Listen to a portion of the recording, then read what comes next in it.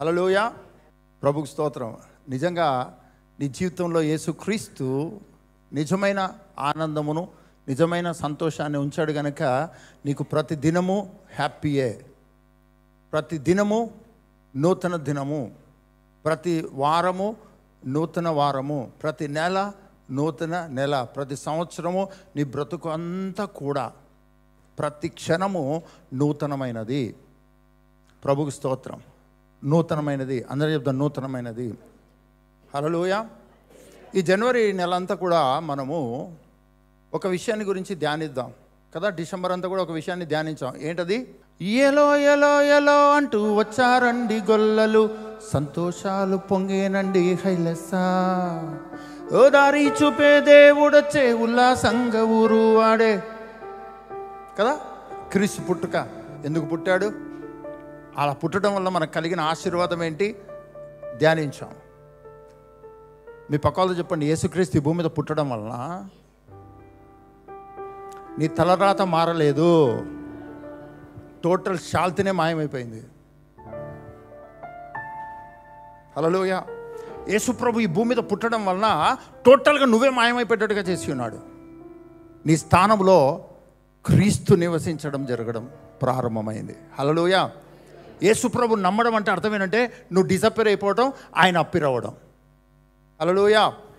దూతలు వచ్చి గొల్లలకు చెప్పారు కదా, ఇదిగో లోకరక్షకుడు మీ కొరకు పుట్టాడని. అంతే, వాళ్ళు పరిగెత్తుకొని వెళ్ళిపోయారు, చూశారు. నీ క్రైస్తవ జీవితంలో నువ్వు మాయమవ్వడము, నువ్వు లేకుండా పోవడము, క్రీస్తు జీవించడము అన్నది నీ క్రైస్తవ జీవితం. ఇది మినిమం క్రిస్టియన్ లైఫ్ అండి.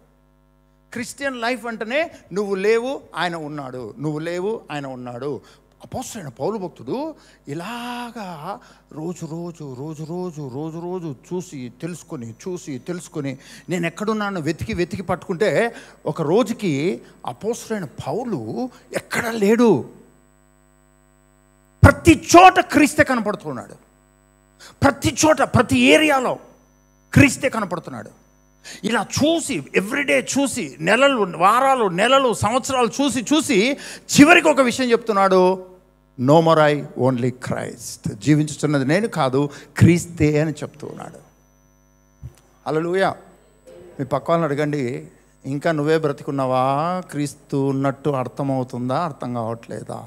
క్రీస్తు జీవిస్తున్నాడని నీకు అర్థమవుతుందా, లేకపోతే నువ్వే జీవిస్తున్నావని అర్థమవుతుందా? నువ్వే జీవిస్తున్నట్లయితే నువ్వు ప్రార్థన చేయటం, నువ్వు ఆరాధించడం, నువ్వు చర్చికి రావడం, నువ్వు బ్లెస్ అవ్వడం, నువ్వు నువ్వు నువ్వు నువ్వు కానీ క్రీస్తు జీవిస్తున్నాడంటే క్రీస్తు ప్రార్థన చేయడం, క్రీస్తు ఆరాధించడం, క్రీస్తు సంఘానికి రావటం, క్రీస్తు క్రీస్తు క్రీస్తు ప్రతి చోట క్రీస్తు. కానీ నువ్వు క్రైస్తవ జీవితంలోకి వచ్చి కూడా, క్రీస్తులోనికి బాప్తిసం పొంది క్రీస్తును ధరించుకున్నా కూడా స్టిల్ నేనే ప్రార్థన చేయాలి, నేనే బైబిల్ చదవాలి, నేనే ఆరాధించాలి. ఈ జీవితము నిన్ను ఏదో ఒక రోజు క్రైస్తవత్వం నుంచి బయటికి లాగేస్తుందండి. ఎందుకంటే క్రైస్తవ జీవితం అనేటువంటిది అభిషేకంతో తోసుకొని పోబడేది. క్రైస్తవ జీవితం అనేది అభిషేకంతో బోధింపబడేది. క్రైస్తవ జీవితం అనేటువంటిది ఒక మహాశక్తి ప్రభావంతో నడిపించబడేది. నీ సొంత శక్తితో నువ్వు నడిపించడం ప్రారంభించుకుంటే నువ్వు అలసిపోతావు, నువ్వు కృంగిపోతావు. సైతాన్తో నీకు స్నేహం ఏర్పడుతుంది, దేవునితో నీకు విరోధం ఏర్పడుతుంది. ఒక రోజుకి దేవుడే నీ శత్రువు అని నువ్వు ఫీల్ అవుతావు, అపవాదే మేలని నువ్వు ఫీల్ అవుతావు. అందుకని చాలామంది సనిగి గొనిగి దేవునికి దూరం అయిపోతారండి. దానికి రీజన్ ఏంటంటే వారి జీవితంలో క్రైస్తవులుగా మారిన తర్వాత క్రీస్తు జీవిస్తున్నాడు అన్నటువంటి మర్మమును గ్రహించుకునే కారణం చేత ప్రతిదీ ప్రార్థన చేయాలంటే సొంతంగా చేయాల్సిందే, బైబిల్ చదవాలంటే సొంతంగా, పరిశుద్ధంగా జీవించాలంటే కూడా సొంతంగానే పరిశుద్ధంగా జీవించాలి, నీతివంతంగా జీవించాలంటే సొంతంగా. ఇలా జీవించలేక, ఇలా జీవించడానికి ప్రయత్నం చేస్తూ అలసిపోయి సొలిసిపోయి ఒకరోజు వస్తుంది మనుషులందరూ కూడా ఎవ్రీడే ఫెస్టివల్, నేను మాత్రం ఎవ్రీడే కన్నీరే. మీ పక్క వాళ్ళతో చెప్పండి, ప్రయాసపడి భారం మోసుకొనుచున్నా సమస్త జనులారా నా యొద్దకు రండి అని చెప్పాడు. మీ పక్కన అడగండి, వచ్చావా లేదా? వచ్చిన తర్వాత ఏం జరిగింది? ఏమి ఇస్తాన్నాడు ఆయన? విశ్రాంతిని ఇస్తాన్నాడు, రెస్ట్ ఇస్తానన్నాడు. రెస్ట్ వచ్చిందా లేదా? తర్వాత నా యొద్దకు వచ్చి నా యొద్ద నేర్చుకోండి అన్నాడండి.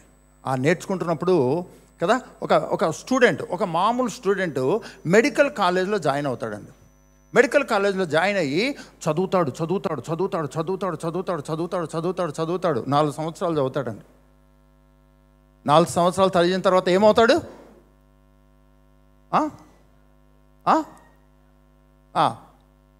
చదివి ఏమవుతాడు? ఒక అమ్మాయో ఒక అబ్బాయో ఒక ఇంజనీరింగ్ కాలేజీలో జాయిన్ అవుతారండి. 4 సంవత్సరాలు చదివి ఇంజనీరింగ్ 4 years అయినా చదివి ఏమవుతాడండి? కానీ మనం బైబిల్ సంవత్సరాలు చదువుతున్నాం. మనం ఏమయ్యాం?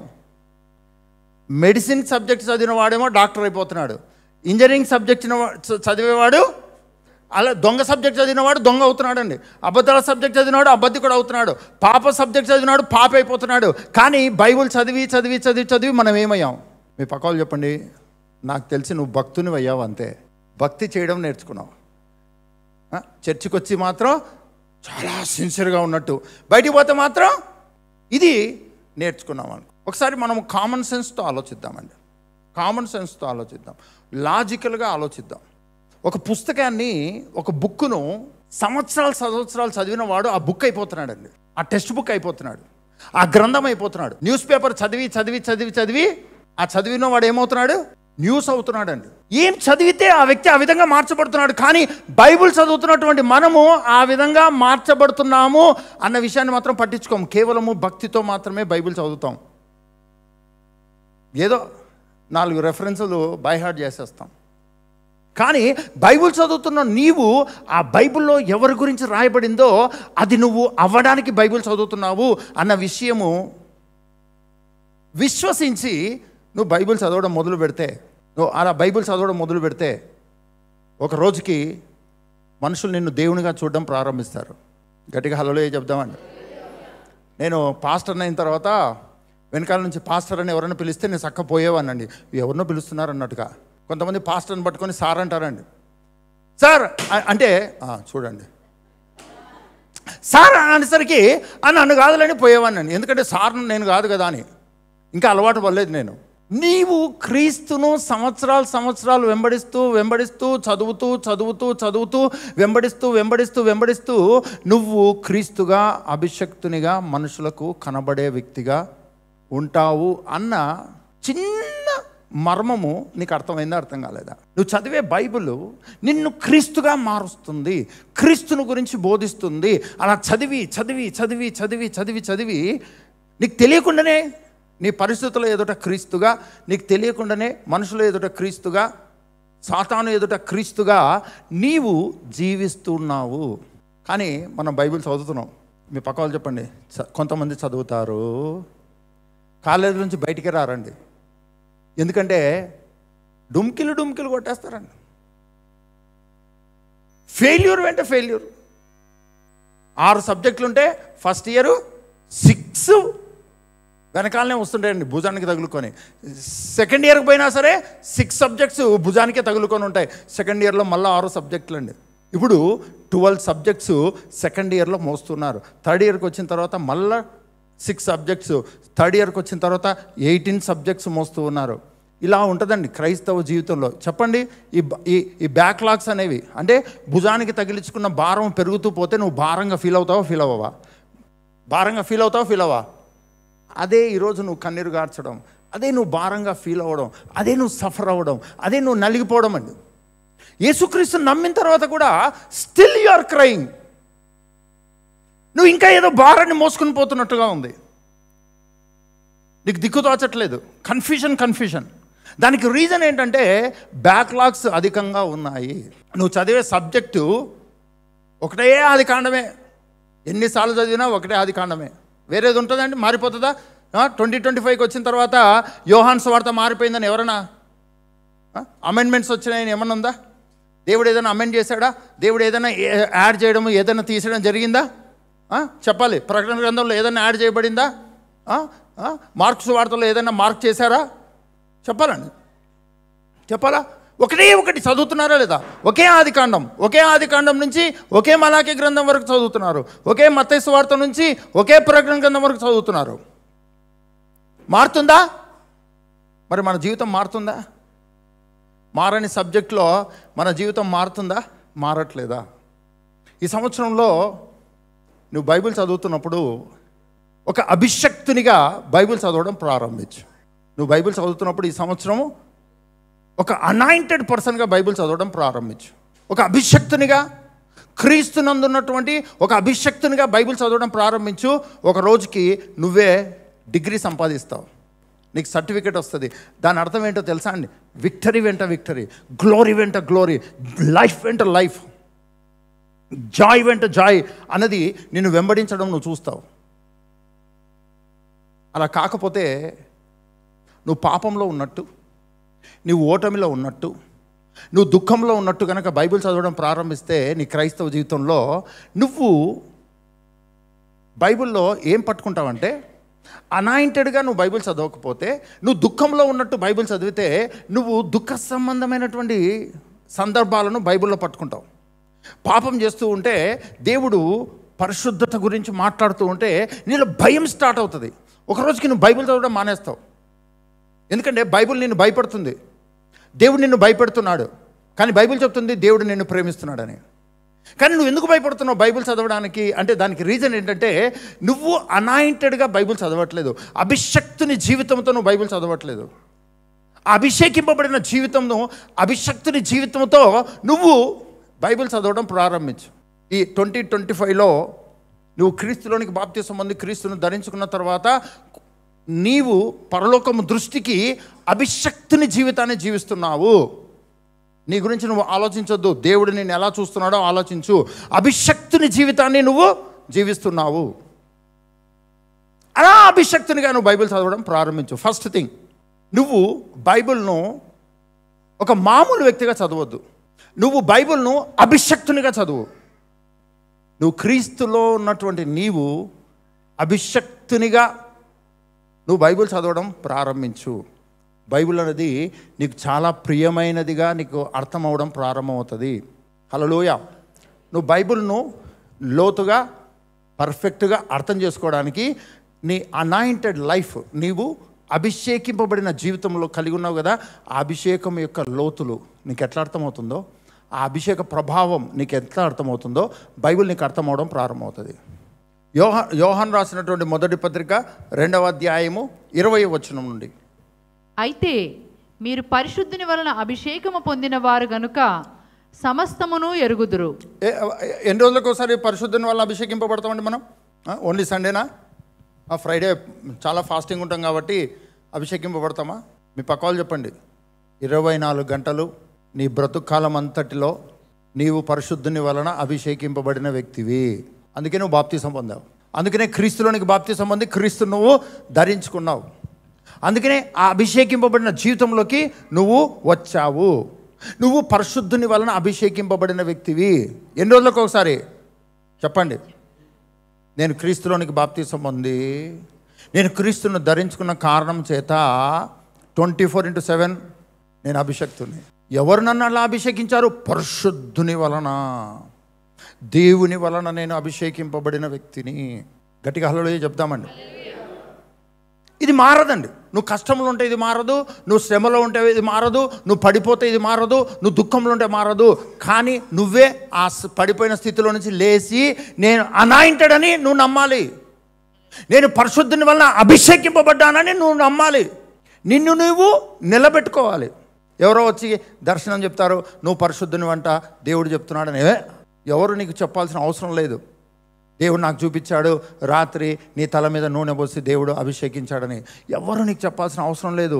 కానీ నీవు పరిశుద్ధుని వలన అభిషేకింపబడినటువంటి వ్యక్తివి. అది నువ్వు బాప్తిసం తీసుకోవడం వలన, నువ్వు క్రీస్తులోనికి బాప్తిసం పొంది క్రీస్తును ధరించుకోవడం వలన నీవు పరిశుద్ధుని వలన అభిషక్తుని జీవితంలోకి వచ్చేసావు. అది మారదు. నువ్వేం చేసినా అది మారదు. నువ్వేం చేసినా అది మారదు. నువ్వేం చేసినా అది మారదు. నువ్వు పడిపోయినా అది మారదు, నువ్వు నిలబడినా మారదు.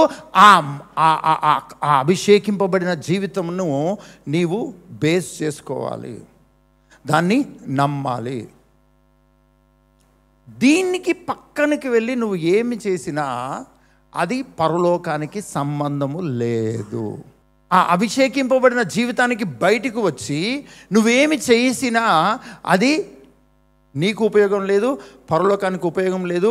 పైనుంచి సాతానుడు వచ్చి నీకు నీ హ్యాండ్ను పట్టుకొని షేక్ చేస్తాడు. దానికి కారణం ఏంటంటే వెలుపల వాడే ఉన్నాడు కాబట్టి. దేవునికి వెలుపల దేవుని సన్నిధికి సంబంధం లేకుండా వాడే జీవిస్తూ ఉన్నాడు. మొట్టమొదటిది ఏంటి? నువ్వు పరిశుద్ధుని వలన అభిషేకింపబడిన వ్యక్తివి. దేవుడే కోరుకొని నిన్ను అభిషక్తునిగా మార్చి ఉన్నాడు. అభిషేకంలోకి నిన్ను తీసుకొని వచ్చాడు. అభిషక్తుని జీవితంలోకి నిన్ను ఆయనే లాగాడు ఇష్టంతో.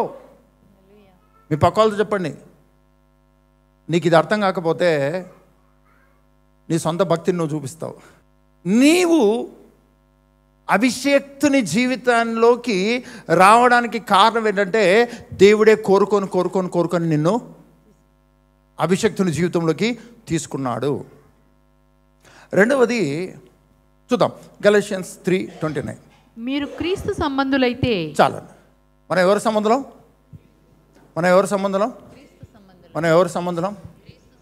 ఎవరి సంబంధం? ఇంటికి వెళ్తే ఎవరైనా నిన్ను తిడితే, నువ్వు ఫెయిల్ అయితే, ఎవరైనా నీ మీద రాయేస్తే, ఏమైనా సరే నువ్వు క్రీస్తు సంబంధివి అంతే. ఏది ఏమైనా సరే నువ్వు క్రీస్తు సంబంధివి. నువ్వు క్రీస్తుకు సంబంధం లేకుండా ఎక్కడికి వెళ్ళలేవు. మీ పక్క వాళ్ళతో చెప్పండి, దేవుడే నేను అభిషక్తునిగా మార్చాడు. దేవుడే అభిషక్తునితో నిన్ను సంబంధం కలిపాడు. ఇది మనం ఉపవాసం చేస్తే రాలేదు, మన శరీరాన్ని గాయపరుచుకుంటే రాలేదు, మనం కొండలెక్కితే రాలేదు, లోయలోకి దిగితే రాలేదు. ఇది దేవుడే ఇష్టముతో నీకు అనుగ్రహించిన జీవితము. దేవుడే ఇచ్చి ఉన్నాడు. దేవుడే ప్రేమతో నీకు ఇచ్చి ఉన్నాడు. గట్టిగా హల్లెలూయా చెప్తామండి. మీ పక్క వాళ్ళని చూడండి, లేనిపోనివన్నీ చెయ్యొద్దు. 2024 వరకు చేసినవి చాలు. ఈ 2025లో ఆయన చేసినది నమ్ముదాము.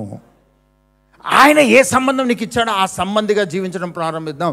ఆయన ఎలాంటి అనాయింటెడ్ లైఫ్ నీకు ఇచ్చాడో దాన్ని గుర్తించి దాన్ని తెలుసుకొని జీవించడం ప్రారంభిద్దాం. ఏ క్రైస్తవుడైతే అభిషక్తుని జీవితం మీద డిపెండ్ అవుతాడో, నమ్ముతాడో, ఆధారం చేసుకుంటూ ఉంటాడో వాడు పడనే పడడు. ఒక్కరోజు కూడా నిరుత్సాహపడడు. ఏంటో తెలుసా అండి? చూద్దాం, యోహాను రాసినటువంటి మొదటి పత్రిక. మొట్టమొదటిది, నువ్వు పరిశుద్ధుని వలన అభిషక్తునిగా ఉన్నావు. రెండవది, నువ్వు అభిషక్తునితో సంబంధం కలిగి ఉన్నావు. మూడవది, నువ్వు దీన్ని నమ్మి దీన్ని ఆధారం చేసుకుంటే ఏ ఒక్కరోజు కూడా నువ్వు పడిపోవు, ఏ ఒక్కరోజు కూడా నిరాశకు గురవ్వవు, ఏ రోజు కూడా నువ్వు బలహీనరాలు అవ్వవు.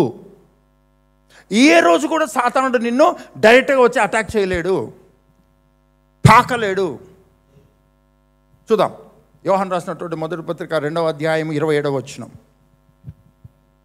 అయితే ఆయన వలన మీరు పొందిన అభిషేకము మీలో నిలుచుచున్నది గనుక ఎవడునూ మీకు బోధింపనక్కరలేదు. ఆయన ఇచ్చిన అభిషేకము సత్యమే గాని అబద్ధము కాదు. అది అన్నిటినీ గూర్చి మీకు బోధించుచున్న ప్రకారముగాను ఆయన మీకు బోధించిన ప్రకారముగాను ఆయనలో మీరు నిలుచుచున్నారు. ఆయనలో మీరు ఇప్పుడు ఈ అభిషక్తుని జీవితం, ఈ అభిషక్తునితో సంబంధమైన జీవితం, ఈ అభిషక్తుని యందు మనం పడిపోయిన జీవితం అన్నదాన్ని మనం పట్టించుకోలేదనుకోండి. పట్టించుకోకుండా ప్రార్థన చేస్తున్నాం, ఉదయమే లేచి ప్రార్థన చేస్తున్నాం. నువ్వు ప్రార్థన చేసి పడిపోతావండి.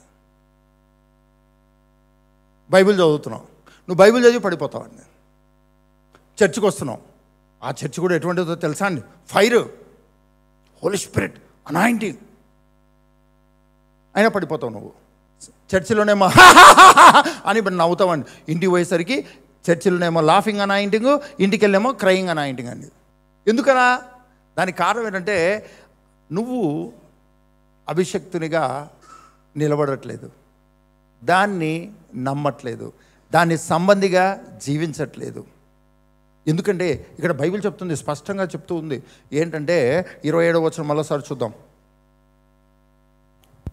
అయితే ఆయన వలన మీరు పొందిన అభిషేకము, ఆయన వలన మీరు పొందిన అభిషేకము, ఆయన వలన మీరు పొందిన అభిషేకము. ఈ అభిషేకం మనం సంపాదించుకోలేదు, ఈ అభిషేకము ఆయన వలన మనం పొందాము.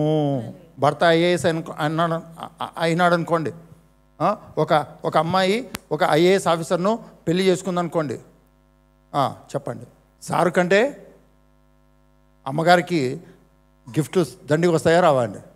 ఎందుకంటే సార్ ఎక్కడ తిరిగినా రాత్రి ఇంటికి రావాల్సిందే. అప్పుడు అమ్మగారు కీ తిప్పుతారండి. ఏంటి ఆ పని చేయాలంటే చెప్తుంటే ఎందుకు చేయట్లేదు నువ్వు అని కీ తిప్పుతారా తిప్పరా? దానికి ఐఏఎస్ అవ్వాలండి? యేసుక్రీస్తు దేవుడైతే, యేసుక్రీస్తు అభిషక్తుడైతే, యేసుక్రీస్తు రాజులకు రాజు ప్రభులకు ప్రభు అయితే, ఆయన జీవితాన్ని నువ్వు జీవిస్తున్నావు. ఈరోజు ఆయనతో నువ్వు సంబంధం కలిగి ఉన్నావు, ఆయన నీలో ఉన్నాడు, నువ్వు ఆయనలో ఉన్నావు. ఇప్పుడు ఆయన జీవితమే నీకు ఇవ్వబడింది, ఆయన జీవితమే నీకు ఇవ్వబడింది. ఆయన వలన నువ్వు అభిషేకించబడ్డావు. ఆయన కోరుకొని నేను అభిషేకించాడు. పాత నిబంధన కాలంలో అలా కాదు. దేవుడు కోరుకొని ఒక వ్యక్తిని మాత్రమే అభిషేకించేవాడు, కొంతమంది కొరకు. కానీ ఈ నూతన నిబంధన సంబంధమైనటువంటి యేసు రక్త నిబంధన సమయంలో దేవుడు క్రీస్తులోనికి ఎవరైతే వస్తున్నారో, క్రీస్తుతో ఎవరైతే సంబంధం కలిగి ఉన్నారో వాళ్ళందరూ అభిషేక్తులే. గట్టిగా హల్లెలూయా చెప్దామండి. కనుక నీవు జీవించే మినిమం నార్మల్ కామన్ మ్యాన్ లైఫ్లో కూడా నువ్వు క్రైస్తవునిగా అనాయింటెడ్ లైఫ్ కలిగి ఉన్నావు, డివైన్ లైఫ్ కలిగి ఉన్నావు, హెవెన్లీ లైఫ్ కలిగి ఉన్నావు. ఆ ఎబిలిటీ, ఆ సామర్థ్యం నువ్వు కలిగి ఉన్నావు.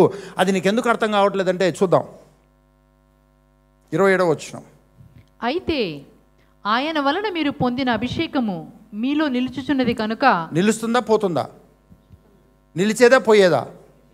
నిలిచేదా పోయేదా? ఈ బెలూన్స్ అండి, బెలూన్స్ ఎప్పుడు కట్టామో తెలుసా అండి? 31st రోజు కట్టామండి. నిలిచినే పోతున్నాయా? మిమ్మల్ని భయపెట్టేటట్టుగా టప్ అని పగులుతున్నాయా లేదా? కొన్ని టప్ అని పగిలితే, కొన్ని గాలి వెళ్ళిపోతే పోతున్నాయా లేదా? ఇప్పుడు చెప్పండి, బెలూన్స్ నిలిచి ఉంటాయా పోతాయా? చెప్పండి.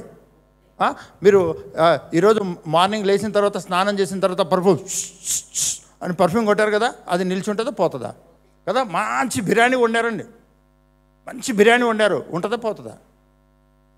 మిగిలితే ఉంటుందా పోతుందా? టమాటో పండు చాలా లేతగా ఉన్నాయని కొన్నారండి, వారం రోజుల తర్వాత ఉంటాయా పోతాయా?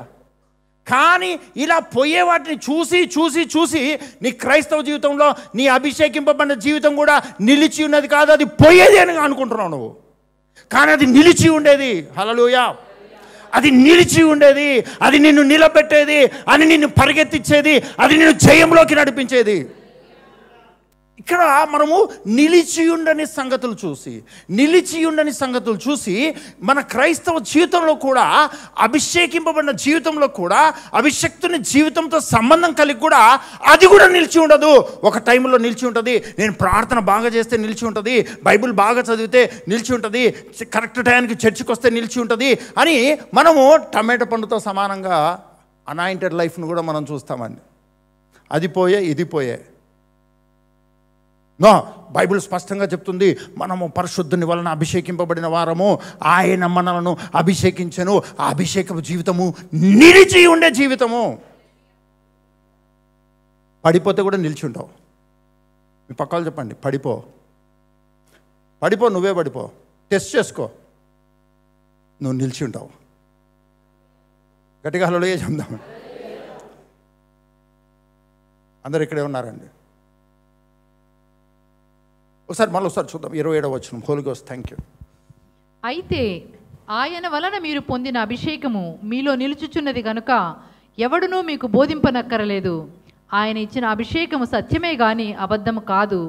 అది అన్నిటినీ గూర్చి మీకు బోధించుచున్న ప్రకారముగాను, ఆయన మీకు బోధించిన ప్రకారముగాను ఆయనలో మీరు నిలుచుచున్నారు. గట్టిగా హల్లెలూయా చెప్దామండి. ఆ అభిషేకింపబడిన జీవితము నీలో నిలిచి ఉండడమే నువ్వు ఆయనలో నిలిచి ఉండడం.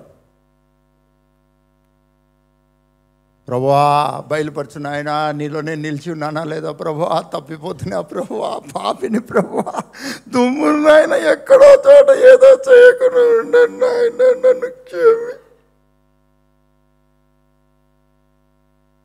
ఎక్కడ పడితే అక్కడ తప్పిపోవడానికి నువ్వేం చిన్నపిల్లనివి కాదు, నువ్వు అభిషక్తునివి.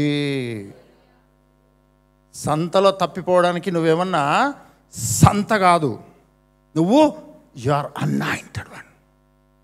నువ్వు నిలిచి ఉండే వ్యక్తివి. నువ్వు ఆయనలో నిలిచి ఉంటే, ఆ అభిషేకపు జీవితాన్ని నువ్వు నమ్ముతూ ఉంటే, ఆ అభిషక్తుని జీవితాన్ని నువ్వు విశ్వసిస్తూ ఉంటే, దాన్ని అనుభవిస్తూ ఉంటే, అదే గుడ్డి గుర్తు నువ్వు ఆయనలో నిలిచి ఉన్నావని. గట్టిగా హల్లెలూయా చెప్తామండి. ఈ 20-25వ సంవత్సరంలో దయచేసి యాక్టింగ్లు చేయకు, ఓకేనా? ఈ అనాయింటెడ్ లైఫ్తో సంబంధం లేకుండా నువ్వు చేసే ప్రతి ప్రార్థన, నువ్వు మోకాళ్ళు ఉండడము, నువ్వు చేతులు ఎత్తడము, నువ్వు చర్చికి రావడం, ఇదంతా ఏంటో తెలుసా అండి? యాక్టింగ్ అనమాట. అంత యాక్టింగే. आराधना भैया हाथ उठाओ, हाथ उठाओ, हाथ उठा के ऐसा ऐसा ऐसा ऐसा.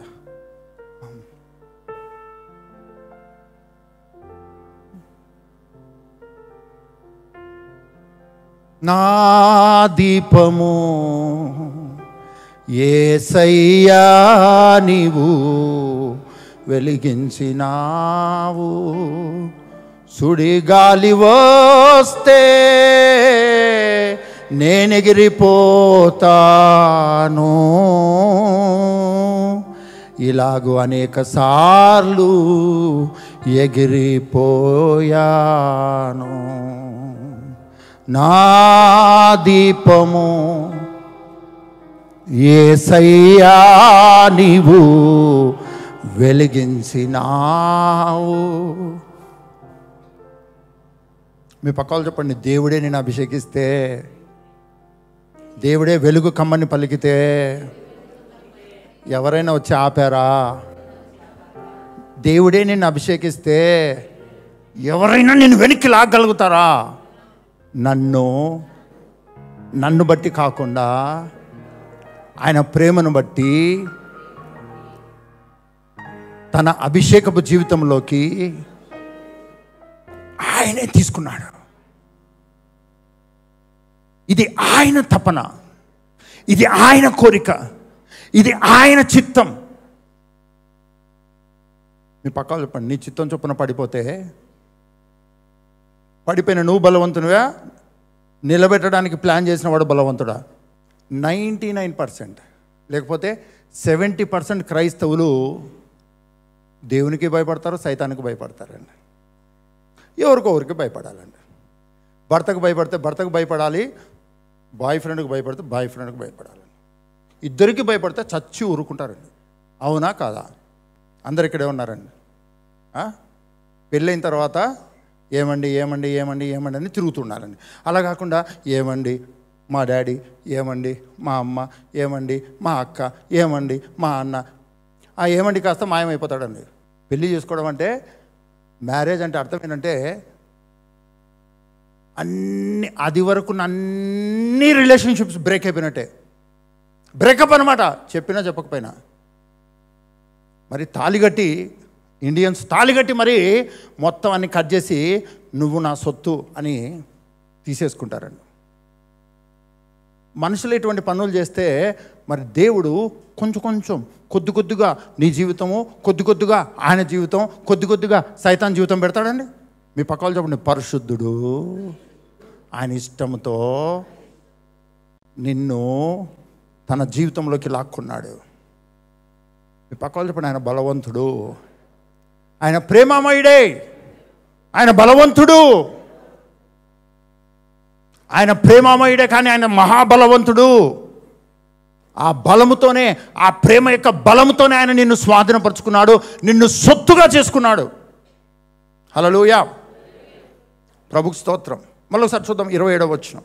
అయితే ఆయన వలన మీరు పొందిన అభిషేకము మీలో నిలుచుచున్నది గనుక ఎవడునూ మీకు బోధింపనక్కరలేదు. ఆయన ఇచ్చిన అభిషేకము సత్యమే గాని అబద్ధము కాదు.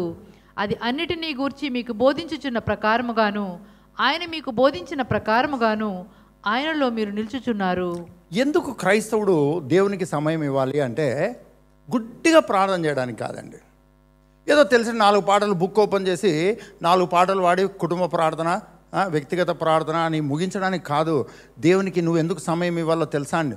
నీలో నువ్వు అభిషక్తుని జీవితంతో కనెక్ట్ అయ్యావు. దాన్ని గురించిన జ్ఞానము అనుదినము నువ్వు సంపాదించుకోవాలి. అనుదినము చాలామంది ఇలా అంటారు, తెల్లవారుజామునే ప్రార్థన చేస్తే చాలా శక్తివంతంగా ఉంటుందని. అది అబద్ధం అండి. రాత్రంతా ప్రార్థన చేస్తే శక్తివంతంగా ఉంటుంది, అది కూడా అబద్ధమే. ఎలానో నేను చెప్తాను. మీకు కోపం వచ్చింటుంది నా మీద, రానియండి. కొన్ని కోపాలు మంచివే, ఆశీర్వాదకరమే. ఏంటంటే ఒక స్టూడెంట్ ఉంటాడండి, కాలేజీకి ఏ టైం పోవాలి? ఎవరైనా స్టూడెంట్స్ ఉన్నారండి? ఏంటి స్టూడెంట్సే లేరా? కాలేజ్ ఎన్నింటికి?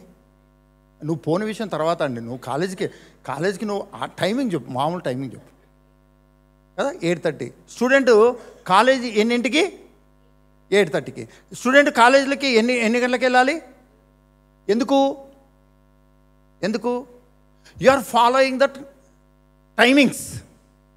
నువ్వు ఆ కాలేజ్ టైమింగ్స్ ఫాలో అవుతున్నావు. అర్థమవుతుందా? అర్థం కావట్లేదా? ఉదాహరణకు ఒక వ్యక్తి జాబ్ చేస్తున్నాడండి. ఎంతమంది ప్రైవేట్ జాబో గవర్నమెంట్ జాబో చేస్తున్నారు. ఎన్నింటికి ఆఫీసు? సాఫ్ట్వేర్ వాళ్ళు లాగిన్ అవ్వాలి. లాగిన్ అంటే అది ఏంటో తెలుసా అండి? పెద్ద ఇంగ్లీష్ వర్డ్ అనుకుంటాం, కానీ లాగిన్ అంటే కాదు. స్టూడెంట్ స్కూల్ పోయినట్టే, ఆ టయానికి వెళ్ళాలి అనమాట. లాగిన్ లేదంటే, లాగిన్ అంటే గేట్లోకి ఎంటర్ అవ్వడం అనమాట. లాగిన్ అంటే పెద్ద వర్డ్ ఏం కాదండి కదా. ఎవరైనా సరే ఎందులో వర్క్ చేస్తారో ఆ టైమింగ్ను ఫాలో అవుతారండి. అర్థమైతే అర్థం కావట్లేదు. మరి ఉదాహరణకు హౌస్ వైఫ్స్ ఉంటారండి. హౌస్ వైఫ్స్ బ్రేక్ఫాస్ట్ ఎన్నింటికి చేయాలండి? అబద్ధం. అది బ్రేక్ఫాస్ట్ ఎన్నింటికి చేయాలండి? అబద్ధం అండి. బ్రేక్ఫాస్ట్ ఎన్నింటికి చేయాలి? బ్రేక్ఫాస్ట్ ఎన్నింటికి చేయాలనేది రూల్ కాదండి, రూల్ కాదు. బ్రేక్ఫాస్ట్ అంటేనే మనం ఏమనుకుంటామంటే రాత్రంతా ఏం తినకుండా పడుకుంటాం కదా, పొద్దున్న లేచి తినేదాన్నే బ్రేకింగ్ ద ఫాస్ట్ అని అనుకుంటాం. కానీ అది అందరి ఇళ్ళల్లో అలా కాదు. భర్త ఎన్నింటికి పోతాడో దాన్ని బట్టి ప్రిపేర్ చేయడము, అది టైమింగ్ అనమాట. ఒక్కొక్క ఫ్యామిలీలో ఒక రకంగా ఉంటుంది. మీరు అనొచ్చు అందరి ఇళ్ళల్లో భార్యలే చేయరు, మేము కూడా చేస్తున్నాం. మీరు అనొచ్చు అది వేరే కథ అండి, అది మీ అండర్స్టాండింగ్. అది కాదు విషయం అండి. విషయం ఏంటంటే ఒక్కొక్క ఇంట్లో ఒక్కొక్క విధానంలో పని చేయడం అనేది ఉంటుంది. ఆ ఇంటి వాతావరణాన్ని బట్టి ఉంటుంది. మరి ఇప్పుడు దేవునికి సమయం ఎప్పుడు ఇస్తే మంచిది? ఆఫీస్ టైమింగ్ ఉంది, నీకు అర్థమైంది. స్కూల్ టైం ఉంది, నీకు అర్థమైంది. సాఫ్ట్వేర్ జాబ్ చేసే వాళ్ళు ఎప్పుడు లాగిన్ అవ్వాలో నీకు అర్థమైంది. మరి యాజ్ ఎ క్రిస్టియన్ ఎన్ని గంటలకు నువ్వు లాగిన్ అవ్వాలి? మీ పక్క వాళ్ళు చెప్పండి, 24 గంటలు లాగినే. 24 గంటలు కనెక్టెడ్. నువ్వు బాగా గమనించండి. నువ్వు ఇంట్లో కొంత టైం ఉంటావు, బయట కొంత టైం ఉంటావు, రిలేటివ్స్తో కొంత టైం ఉంటావు, ఒక ఫంక్షన్కి వెళ్తే కొన్ని అవర్స్ ఉంటావు. కానీ నీ క్రిస్టియన్ లైఫ్లో అవర్స్ ఉండడం కాదు, ఎప్పుడు కనెక్ట్ అయ్యే ఉన్నావు, లోపలే ఉన్నావు, కనెక్ట్ అయ్యి ఉన్నావు. ఆయనతో కనెక్ట్ అయ్యి ఉండే ప్రతిదీ నువ్వు చేస్తున్నావు. అయితే ఇక్కడ ఒక విషయాన్ని మనం అర్థం చేసుకోవాలి. అదేంటంటే అలా కనెక్ట్ అయిన లైఫ్ ఏంటో నువ్వు తెలుసుకోవడానికి ఏది డిస్టర్బెన్స్ లేకుండా ఉంటుంది. చూడండి, ఆ టైంలో నీవు దేవునితో సమయం గడపాలి. దేవునితో సమయం గడపడం అంటే అర్థం ఏంటంటే హల్లెలూయా స్తుతి మహిమ ఎల్లప్పుడు దేవునికి ఇచ్చే, వేటగాని ఊరిలో నుండి నా ప్రాణాన్ని నిజమైన అమ్మ ప్రభా కోట్లాది వదనాలైన 3 పాటలు పాడడానికి కృపనిచ్చావు, స్తోత్రం. అది కాదండి. నువ్వు దేవునికి ఎందుకు సమయం ఇస్తున్నావు అంటే ఆయనకు కృతజ్ఞత చెల్లించడానికి. ఏంటో తెలుసా? నన్ను నీ సంబంధిగా చేసుకున్నందుకు కోట్లాది వందనాలు, నీ రాజ్య వారసునిగా నన్ను చేసుకున్నందుకు కోట్లాది వందనాలు, ఎన్నడూ బయటికి రాని విధముగా నీతో నన్ను సంబంధిగా మార్చుకున్నందుకు కోట్లాది వందనాలు. ప్రేమ పూర్ణుడు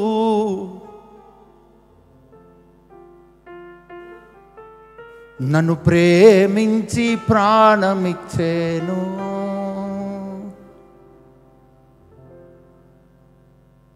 నే పాడేదం.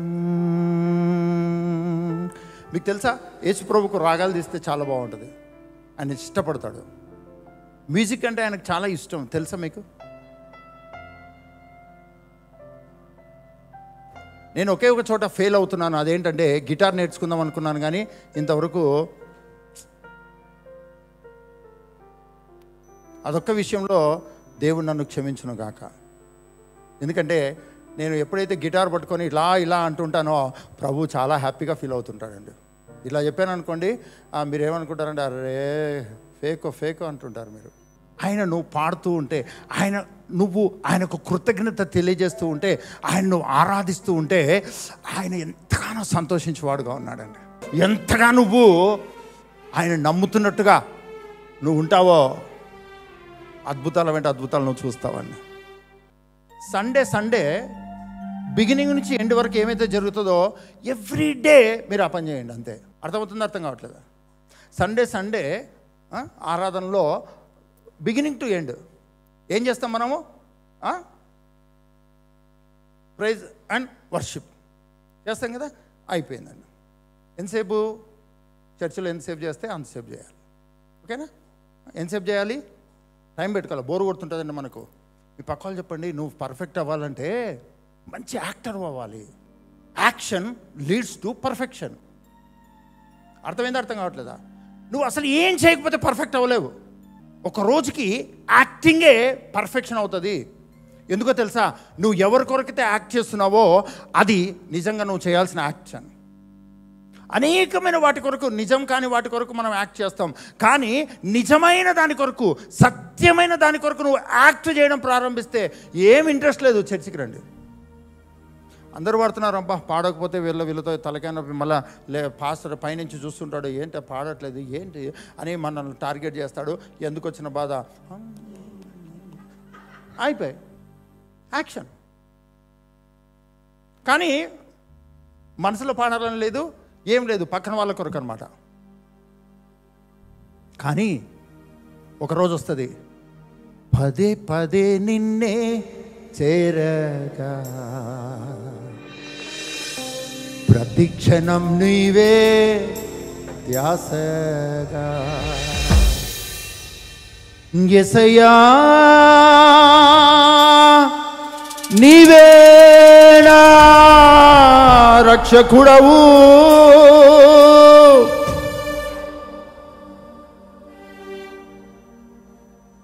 మా అమ్మ కొరకు నేను యాక్ట్ చేసేవాడిని బైబిల్ చదవడానికి. 117వ కీర్తన. మా అమ్మనేమో ఇక్కడ కిచెన్ టేబుల్ ఉంటుంది కదా, కిచెన్ బెంచ్, మా అమ్మ ఇటు తిరిగింటుంది వెనకాల అనమాట. ఇక్కడే నేను కూర్చునేవాడిని. అసలు ఈ బైబిల్ ఏంటో అర్థమే కాదండి. సినిమాలు అర్థమయ్యేవి, ఫ్రెండ్స్ అర్థమయ్యే వాళ్ళు. తర్వాత ఫ్రెండ్స్ సిగరెట్ తాగుతూ నూపుతుంటే దాన్ని పీల్చుకునే, అబ్బా ఎందుకు పీల్చుకుంటే బాగుండు, ఇవన్నీ అర్థమైంది జీవితంలో. బైబిల్ పట్టుకుంటే మాత్రం జడ్లు పాకినట్టు. మా అమ్మ ఏడుస్తుంది, ఎందుకు నాయన చదువు, దేవుడు ఇంపార్టెంట్ అంటదండి. మాట్లాడితే దేవుడు దేవుడు దేవుడు అంటదండి. మా అమ్మ టార్చర్ తట్టుకోలేక నేనేం చేసేవాడిని అంటే వెనకాల కూర్చొని 117వ కీర్తన చదివి ఎన్ని వచనాలు ఉంటాయండి? రెండా మూడా? చూడండి, అది కూడా మనకు తెలియదు. మీకు ఒక సీక్రెట్ చెప్తున్నాను, ఎవరి కొరకైనా మీరు బైబిల్ చదవడానికి ప్రయత్నం చేయండి. ఒకరోజు ఆ బైబిల్ పట్టుకొని జీవితమాంతం జీవిస్తారు. నేను మా అమ్మ కొరకు యాక్ట్ చేసేవాడిని. ఈరోజు మా అమ్మ, నాయన తింటావా అంటే, ఉండమ్మా బైబిల్ చదవాలి నేను అనే రోజులోకి వచ్చేసానండి. ఈరోజు ఇదే జీవితం అయిపోయింది నాకు. ఒకప్పుడు ఇది పట్టుకుంటే ఏంటో ఎంటర్టైన్మెంట్ లేదు, బోర్ అంటే బోరు. యెహోవా నీకు తోడై ఉండును. నా ఫ్రెండ్ నాకు తోడుగా ఉంటే బాగుండేది. యెహోవా నాకు తోడై ఉంటే ఏం అర్థమయ్యేది కదా. ఆయన తోడుగా ఉంటే ఏమవుతుందో, ఇంకతనో ఏం పీకేస్తాడో ఏం లాగేస్తాడో తెలియదండి. నిశ్చయంగా నా సన్నిధి నీకు తోడవచ్చును. మా ఫ్రెండ్ తోడుగా ఉంటే బాగుంటుంది, ఈయన తోడొస్తే ఏం చేస్తాడో తెలియదు. మీ పక్క వాళ్ళు చెప్పండి, 2025లో మొట్టమొదటినే నీకేం అర్థం కాకపోతే బైబిల్ని అర్థమయ్యేటట్టు చదువు. ఏం అర్థం కాదు, అర్థమవుతున్నట్టు చదువు. కానీ చదవడం మాత్రం వదలొద్దు. ఒకరోజు ఇంకో సీక్రెట్ చెప్పనా, మీరు బైబిల్ ఓపెన్ చేయగానే బైబిల్ మిమ్మల్ని చూస్తుంది. జీవ గ్రంథం అది. ప్రతి అక్షరానికి కళ్ళున్నాయి, ప్రతి అక్షరానికి హృదయం ఉంది, ప్రతి అక్షరానికి పవర్ ఉంది. అది నిన్ను ఇన్ఫ్లుయెన్స్ చేయడం ప్రారంభిస్తుంది. అదే నిన్ను అర్థం చేసుకొని నిన్ను ట్రాన్స్ఫార్మ్ చేయడం మొదలు పెడుతుంది. అందుకని యాక్ట్ చేయి. బైబిల్ లేకపోతే ఒక న్యూ టెస్ట్మెంట్ బైబిల్ నన్ను అడగండి, నేను ఇస్తాను ఫ్రీగా. న్యూ టెస్ట్మెంట్ మత్తయి సువార్త 1వ అధ్యాయం 1వ వచనం, అబ్రహాము కుమారుడైన దావీదు కుమారుడైన యేసుక్రీస్తు వంశావళి. మీ పక్కలు చెప్పండి, ఇండియన్స్ ఎవరైనా ఉన్నారా? ఇండియన్స్ ఎవరైనా ఉన్నారా? మీ బైబిల్ ఓపెన్ చేయగానే ఇండియన్స్ కనపడతారండి నీకు? దేవుడే కనపడతాడండి. హల్లెలూయా. ఒకరోజు నీకేం అర్థం కాదు, విమర్శలు వస్తాయి, ఏదేదో అనిపిస్తుంది, కానీ యాక్ట్ చేయి. రోజు బైబిల్ చదవడం యాక్ట్ చేయి. వారం వారం చర్చికి రావాలని మనసు ఉండదు, బలవంతంగా రా చర్చికి. బలవంతంగా చర్చికి రా. ఒక రోజుకి ఆ బలవంతం కాస్త అభిషేకంగా మార్చబడుతుంది. నువ్వు చేసే యాక్షన్ రియల్ యాక్షన్గా మార్చబడుతుంది. నీకు ఇంట్రెస్ట్ లేకపోతే, బలహీనంగా ఉంటే, ఆసక్తి లేకపోతే ఆగిపోవద్దు, సాగిపోవడానికి ప్రయత్నం చేయి. హల్లెలూయా. ఈ సీక్రెట్, ఇది ఫార్ములా అండి. ఫార్ములా ఏంటి? బైబిల్ వేషధారణతో చదువుతున్నావా, నరకానికి పోతావు. నేను ఆ మాట చెప్పట్లేదు.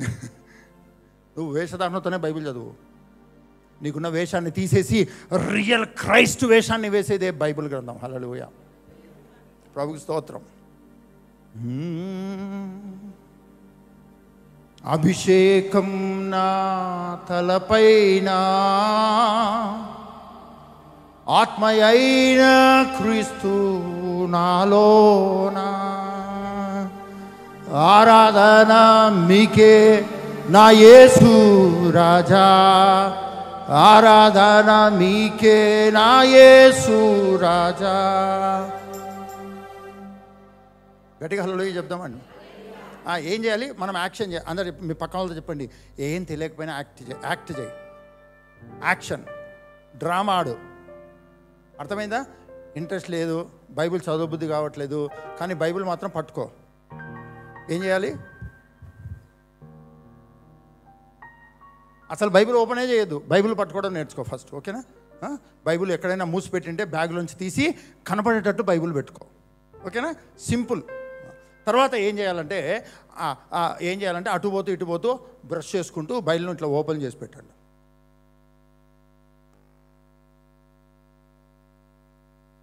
నా ప్రాణమా యెహోవాను సన్నిధించు, నీవు మహత్యము ప్రభావమును ధరించిన. ఓకే. అందరు ఇక్కడే ఉన్నారు. కోపం వస్తుంది నా మీద మీకు.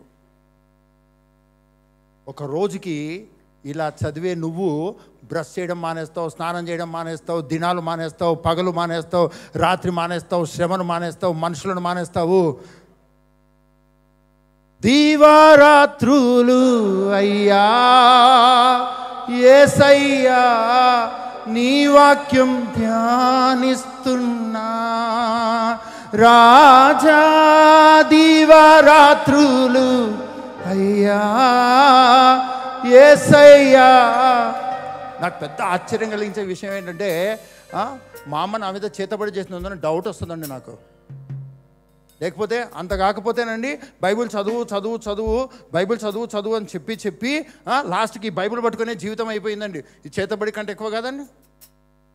ఎంత ప్రభావం చేసింది మా అమ్మ నా మీద. ఇప్పుడు కిందికి వెళ్ళి అడుగుతానండి, అమ్మ నువ్వు చేతబడి కంటే శక్తివంతమైన కార్యాలు చేస్తావని.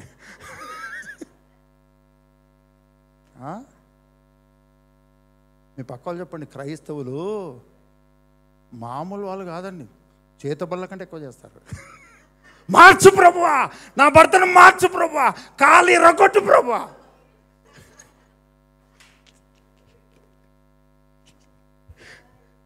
ఈ మధ్యలో నా భర్తకు కొంచెం డబ్బు గర్వం ఎక్కువైంది. పైసలు ఎవడో ఒకటి తీసుకుపోను గాక, నా భర్తకు దిక్కు లేక నా చుట్టే తిరుగును గాక. ఘోరమైన చేతబడుల కంటే ఎక్కువండి, మరి దారుణం. నేను చాలామంది ప్రార్థన యోధులను చూశానండి. వాళ్ళు ఏం ప్రార్థన చేస్తారో తెలుసా అండి? మనుషులను లేపేయడమే. ప్రభా మా పక్కింట్లో లేదు ప్రభా, నువ్వు ఏదో ఒకటి చేయి, నువ్వు ఏదో ఒకటి చేయి ప్రభా, ఏదో ఒకటి చేసే దేవుడివి, ఏదో ఒకటి చేస్తుంటావు కదా, ఇది చెయ్యి.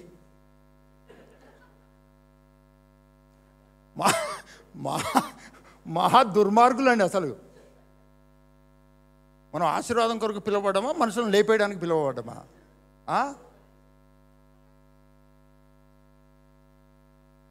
గట్టిగా హల్లెలూయా చెప్దామండి. ఈ మధ్యాహ్న కాల సమయంలో నువ్వు అభిషక్తుని వలన, పరిశుద్ధుని వలన అభిషేకింపబడిన జీవితంలోకి, అభిషక్తుని జీవితంలోకి నువ్వు దేవుడే నిన్ను లాక్కున్నాడు. ఆ అభిషేకింపబడిన జీవితము నిలిచి ఉండేది, పొరపాటును కూడా నీలోంచి వెళ్ళదు. నీ మైండ్లో నువ్వు వెళ్ళిపోతావు అంతే. నీకు తెలియకుండానే పరిస్థితులు, మనుషులు నిన్ను లాగివేస్తారు. కానీ నువ్వు ఎంత లాగివేయబడతావో, ఎవరైనా నేను బ్యాప్టిజం ఇచ్చిన తర్వాత ఎవరైనా తప్పిపోయారు అనుకోండి, అసలు నేను పురుసత్తుగా ఉంటాను. ప్రభా నీ శక్తి బలంగా వాళ్ళకి అర్థమవుతుంది. ఈరోజు కాకపోతే రేపు. ఎందుకో తెలుసా అండి, ఎవరిలోకి అయితే నువ్వు బాప్తీసం పొందావో, ఎవరినైతే నువ్వు ధరించుకున్నావో, ఆయన రాజులకు రాజు, ప్రభులకు ప్రభు. ఏ ఏ ఏ సాతాను శక్తులు వచ్చి నిన్ను లాక్కుని అలా తీసుకెళ్ళిపోతే రాజులకు రాజు, ప్రభులకు ప్రభు అంటాడండి. అంతే, నువ్వు వచ్చేస్తావు. అర్థమైంది? అర్థం కావట్లేదా అండి? అది ఒక సేవకునిగా, ఒక పాస్టర్గా విశ్వాసుల మీద నాకున్నటువంటి నమ్మకం. మీ మీద కాదండి, మీ ప్రార్థన మీద కాదు, మీ కొరకు ప్రాణం పెట్టిన వాని మీద నాకు నమ్మకం ఉంది. ఆయన మిమ్మల్ని ప్రేమించిన విధానం తెలిసిన వానిగా ఆయన మీద నాకు నమ్మకం ఉంది. గట్టిగా హల్లెలూయా చెప్దామండి. ఒకవేళ ఈ అభిషేకింపబడిన జీవితము, ఈ బైబిలు ఏం అర్థం కావట్లేదు, సింపుల్ అండి, సింపుల్. మోకాల మీద ఉండండి, కొంచెంసేపు నిలబడండి, కొంచెంసేపు కళ్ళు మూసుకోండి, కొంచెంసేపు చేతులు ఎత్తండి, కొంచెంసేపు చప్పట్లు కొట్టండి, మీ పనిలో మీరు వెళ్ళిపోండి. రోజు ఒక బైబిల్ను ఒక చోట పెట్టండి. దాని ముందరకు వచ్చి అలా బైబిల్లోకి తొంగి చూడండి. తొంగి చూడడం ప్రారంభించండి. తొంగి చూడండి, రోజు అదే పనే. ఇంట్రెస్ట్ ఉన్నా, ఇంట్రెస్ట్ లేకపోయినా ఒకరోజు వస్తుంది, ఈ బైబిల్ నిన్ను పట్టేసుకుంటుంది, కట్టేస్తుంది, ఇంకా నిన్ను బయటికి పోనీయదండి. నిన్ను ఆశీర్వాదంలో కట్టేసి ఏ శ్రమలోకి, ఏ శోధనలోకి వెళ్ళకుండా నిన్ను బలపరుచుకునేటువంటి అభిషేక్తుడి జీవితం నీకు అనుగ్రహించబడింది. దీన్ని నీకు అర్థమయ్యేటట్లుగా చూసుకో. అర్థం కాకపోతే యాక్షన్ చేయి, యాక్ట్ చేయి, బలవంతంగా యాక్ట్ చేయి. అందంగా లేకపోయినా చాలామంది అందంగా ఉన్నట్టు ట్రై చేస్తారు కదా.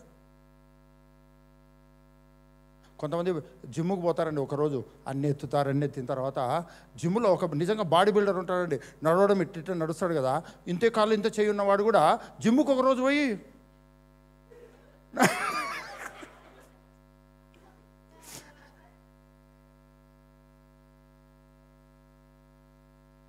ప్రతిదీ నిన్ను ప్రభావితం చేస్తుంది. దేవుడు నిన్ను ప్రభావితం చేయనట్లుగా నువ్వు యాక్షన్ మొదలుపెట్టుకో, యాక్ట్ చేయి. హల్లెలూయా. నీకు ఇంట్రెస్ట్ లేదు, నా మొహం చూస్తేనే అసహ్యం అని అనిపిస్తుంది, నో ప్రాబ్లం, రండి. ఒక రోజుకి మీరే ఇష్టపడతారండి. నాలో ఉన్న అభిషేక నదులు మీ మీదకి వచ్చేటట్లుగా ఒకరోజు పరిశుద్ధాత్ముడు మిమ్మల్ని కనెక్ట్ చేస్తాడు. హల్లెలూయా. గట్టిగా హల్లెలూయా చెప్దామండి. మీ పక్క వాళ్ళు చెప్పండి,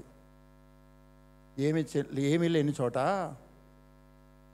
ఆమ్దం చెట్టే ఇంపార్టెంట్ అన్నట్టుగా నీకు ఏం అర్థం కావట్లేదు, అర్థమైనట్టు యాక్ట్ చేయి. మత్తయి సువార్త, అదే అదే అదే మత్తయి సువార్త అంటే అదే, దాని పక్కన ఉంటుంది కదా, అదే అదే అనండి అంతే. అది ఎక్కడ ఉంటుందో చెప్పొద్దు. మత్తయి సువార్త అదే కదా, మత్తయి సువార్త అదే మత్తయి, నాకు తెలుసండి, మా పక్కింట్లో ఉన్నది కూడా మత్తయ్యే. ఏదో ఒక రకంగా బైబిల్లో ఉన్న బుక్స్ చదవడం, మాట్లాడడం ప్రారంభించండి. ఏంటి అపోస్తల కార్యం, చాలా బాగా తెలుసు నాకు, అపోస్తల కార్యం చాలా పరిచయం నాకు, నా క్లాస్మేట్ లాగా. ఏం అర్థం కాకపోయినా మాట్లాడుతున్నాండి అపోస్తల కార్యంలో, నిర్గమకాండము, అదే కదా ప్రకటన గ్రంథం అంటే. అబ్బా, ప్రకటన గ్రంథం నాకెందుకు తెలీదు. ఏదో ఒక యాక్షన్ చేస్తే నువ్వు పర్ఫెక్ట్ అయిపోతావు. ఎందుకో తెలుసా, సత్యమైన దాని కొరకు నువ్వు యాక్ట్ చేస్తే ఒక రోజుకి రియల్ హీరోగా నిన్నే ఆ అభిషేకము, అభిషేక్తుని జీవితం నిన్ను మారుస్తుంది. నేర్చుకో, తెలుసుకో, యాక్ట్ చేయి, యాక్షన్ చేయి. మీ ఇంట్లో నీళ్లు పట్టుకోండి. నీళ్ళు ఉన్నాయి, ఎంతమంది ఇళ్ళలో నీళ్ళు ఉన్నాయండి? వాటర్ ఉన్నాయి కదా, పట్టుకోండి. యేసు నామములో ద్రాక్షరసంగా మార్చబడును గాక అని చెప్పి తాగేసేయండి. ప్రాక్టీస్ చేయండి. ప్రభా ఏంటి ప్రభా, కానా వివాహంలో అక్కడైతే నీళ్ళని ద్రాక్షరసంగా మారుస్తావు, మా ఇంట్లో ద్రాక్షరసంగా మార్చవా? ఏదో ఒకటి చేసి మార్చనైనా నా విశ్వాసం బలపడుతుంది. రోజు నీరు ద్రాక్షరసంగా మార్చబడును గాక. ముంచుకొని తీసుకెళ్ళండి. నీళ్ళు ద్రాక్షరసం అయినంత వరకు యాక్షన్. ఇంకొకటి, ఏ కాలు నొప్పో, ఏ కీళ్ళ నొప్పో, ఏ తలనొప్పో, ఏ నొప్పో ఉంటుంది. ఏం చేయాలో తెలుసా అండి? డాక్టర్ దగ్గరికి పరిగెత్తకండి. దయచేసి డాక్టర్ దగ్గరికి పరిగెత్తకండి ప్లీజ్. నజరేయుడైన యేసుక్రీస్తు నామములో బ్రాండ్ న్యూ బోన్స్ క్రియేట్ అవునుగాక, కొత్త గుండె వచ్చునుగాక, కొత్త కిడ్నీస్ వచ్చునుగాక, కొత్త చర్మం వచ్చునుగాక. పలకండి. మళ్ళీ నొప్పి అనిపించింది, యేసు నామములో కొత్తది వచ్చునుగాక. లాజరు శరీరం చచ్చిపోతేనే బయటకు వచ్చినాడు. మీ పక్కన చెప్పండి, చచ్చిపోయినోడనే రా అంటే వచ్చాడు. ఇప్పుడు కొంచెం బతికే ఉంది కదండి. పూర్తి చచ్చిపోలేదు కదా.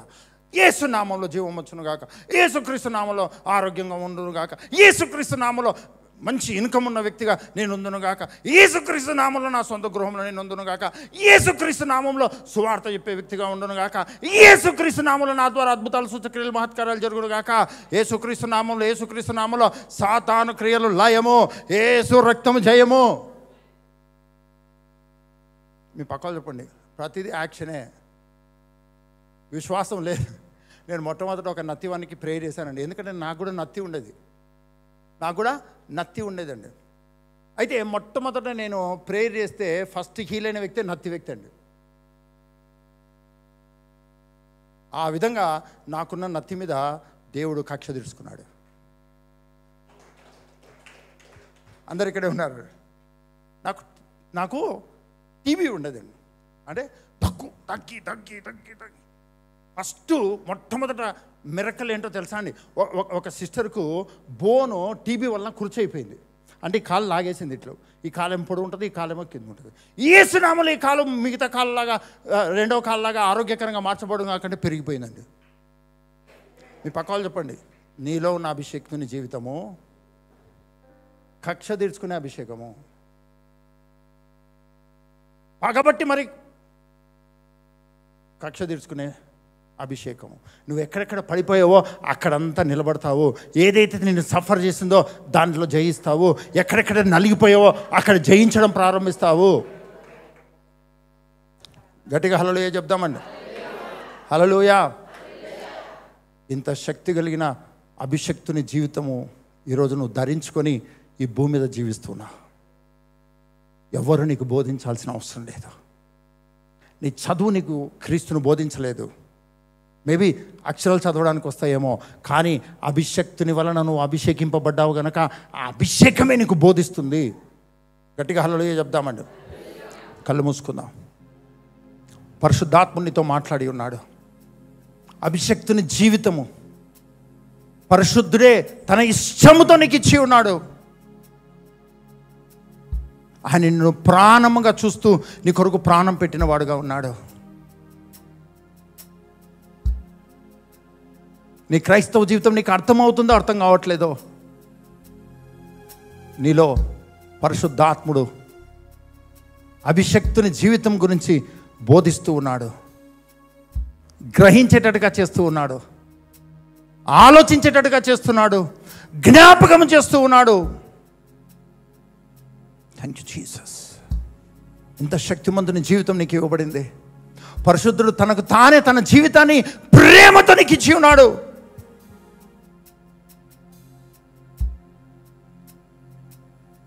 ఈ క్రీస్తు జీవితాన్ని నీవు పరిపూర్ణంగా తెలుసుకొని, పరిపూర్ణంగా నేర్చుకొని, పరిపూర్ణతలో నువ్వు జీవించాలని ఆశపడుతున్నట్టయితే దయచేసి నిలబడు. నీకు ఇంట్రెస్ట్ ఉన్నా లేకపోయినా ఇది సత్యవంతమైనది కనుక దీని కొరకు యాక్ట్ చేయడానికైనా నేను రెడీ. నిలబడు. నీలో ఉన్న పరిశుద్ధాత్ముడు సిద్ధంగా ఉన్నాడు. అభిషక్తుని జీవితము, క్రీస్తు జీవితాన్ని నీకు బోధించడానికి. తండ్రి, ఏ మాటలైతే మీరు నాలో పెట్టి ఉన్నారో నేను మాట్లాడి ఉన్నాను. ఇది మీ సమయం, మీ సమయం. మీరు ఒప్పించి, మీరు రూపాంతరపరిచి, మీరు గ్రహింపు యొక్క సకల ఐశ్వర్యమును కుమ్మరించి అభిషక్తుని జీవితం, కుమారుని జీవితం, మీరిచ్చిన జీవితమును జీవించేటట్లుగా ఈరోజు నిర్ణయం తీసుకున్న ప్రతి ఒక్కరిని, ఇక్కడుండి నిర్ణయం తీసుకున్న వారు, లైవ్లో జాయిన్ అయ్యి నిర్ణయం తీసుకున్న ప్రతి ఒక్కరిని మీ చేతులకు అప్పగిస్తున్నాను. పరిశుద్ధాత్ముడా, అనుదినము అనుక్షణము మీరు ఒప్పించండి, బోధించండి, నేర్పించండి, బలపరచండి. లోతైన అనుభవంలోకి వెళ్ళి ఉన్నతంగా వర్ధిల్లేటట్టు చేయండి. మీ ఆత్మ కుమ్మరింపు, ఆత్మాభిషేక ప్రసన్నతలో ప్రతి వ్యక్తిని బలపరిచి దీవించి మహిమ పొందమని, ఇతబడిన వాక్యం వందంతలుగా ఫలింప చేయమని యేసు పరిశుద్ధ నామం నడుచున్నాం తండ్రి. గట్టిగా ఆమేన్ చెప్దాం.